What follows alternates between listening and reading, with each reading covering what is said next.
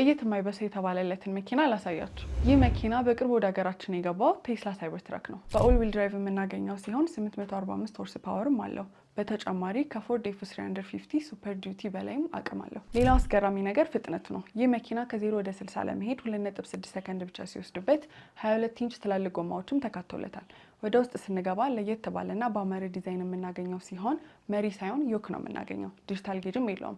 ከጎኑ 18.8 ኢንች ተች ስክሪን የተገጠመለት ሲሆን 5 ማሞቂያና ማቀዝቀዣ ያለው ወንበርም ተካቶለታል። እዚህም በተጨማሪ የመኪና በካርድ የሚከፈት ሲሆን መያዣ ሳይኖረው በተኑን ብቻ በመጫን ወደ ውስጥ መግባት ይችላሉ።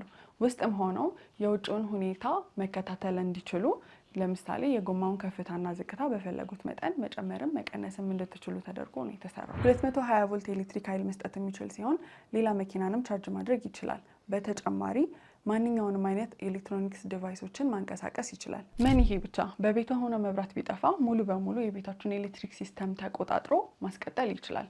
በተጨማሪም በስቴንለስ ስቲል ሙሉ በሙሉ የተሸፈነ ሲሆን ጠንካራና እንደ ሚሊትሪ አይነት መኪኖች አይበገሬም።